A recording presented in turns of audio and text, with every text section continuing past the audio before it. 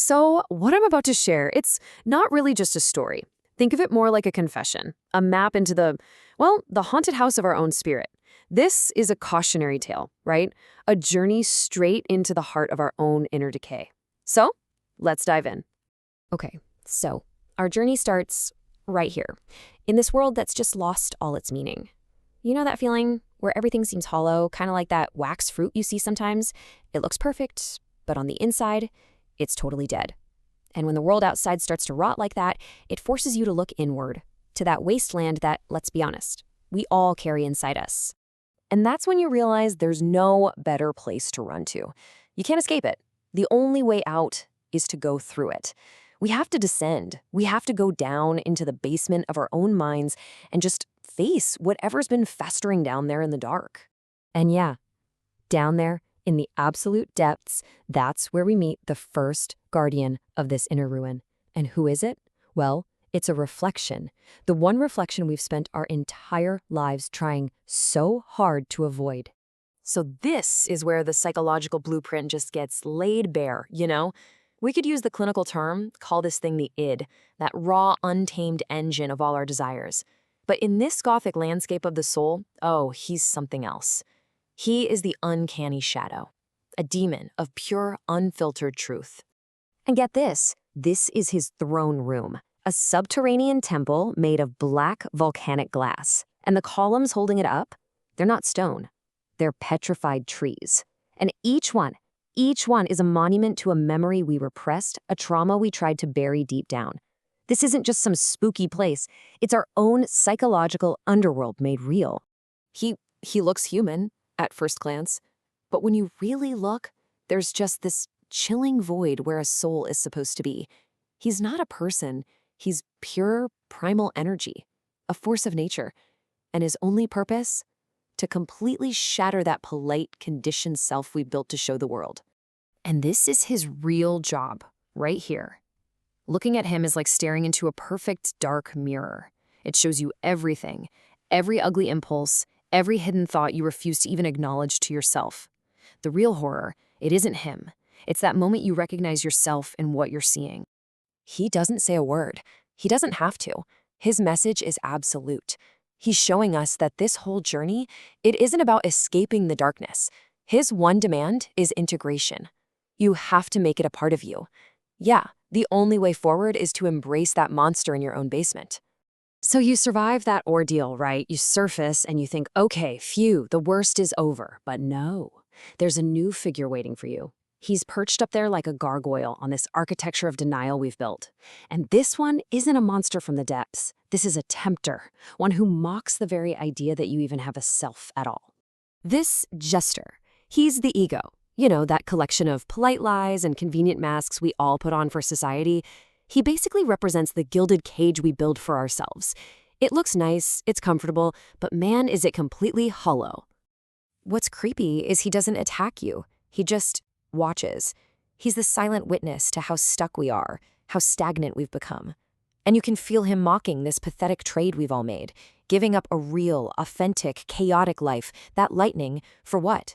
A safe, predictable, and just dim little existence.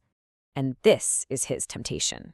He offers you an hourglass, and with it, a choice.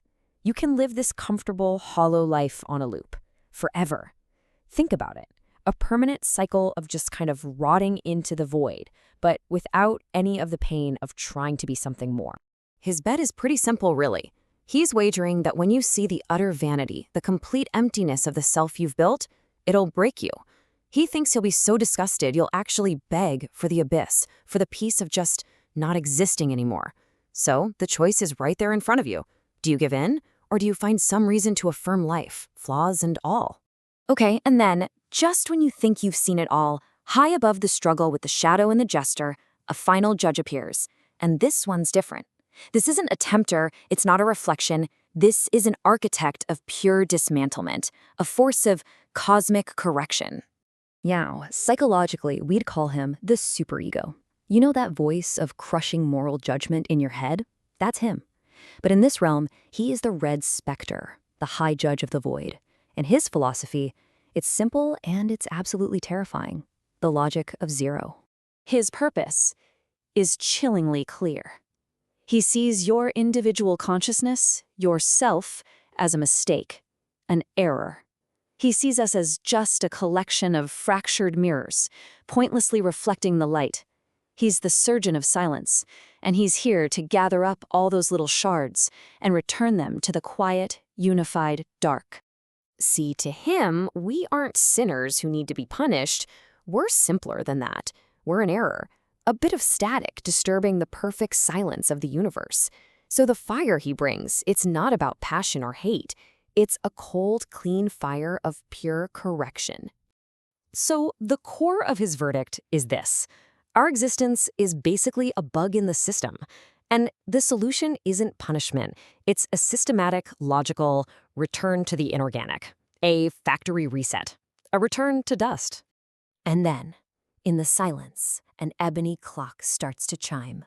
But it doesn't stop at 12. It keeps going. It strikes 13, an impossible hour. And with that final echoing chime, a terminal shudder begins to fall over your consciousness itself. And he presents your total annihilation not as some kind of threat, but as a gift. He calls it the crimson gift. The profound peace and the clean industrial perfection of just not being. It's framed as the ultimate mercy, right? A final release from this messy, painful burden of being a self. But then, in that final moment, when you're facing absolute negation, when every single part of your being is screaming at you to just accept the peace of the void, you say yes. Not to him. You say it to yourself. It's a yes to the pain, a yes to the struggle, to all the imperfection. It's a yes to existence itself. And that one single act of affirmation, it changes everything. The fire that was meant to erase you, it becomes a forge. The very energy of dismantlement gets transformed into the fire of becoming. It becomes the engine of your own rebirth. And that is the triumph. It's proving that the logic of one, just a single defiant self choosing to exist against all odds, is a testament of dignity that is so much more powerful, so much more meaningful than the cold industrial perfection of the abyss, than the logic of zero. So, in the end, this story, it's just a mirror. We all have our own wasteland to wander through, our own basement to descend into. We all have our own shadows, our own jesters, our own specters to face. So you will face your own fires of negation. That's a guarantee. The only real question is, what are you going to build from them?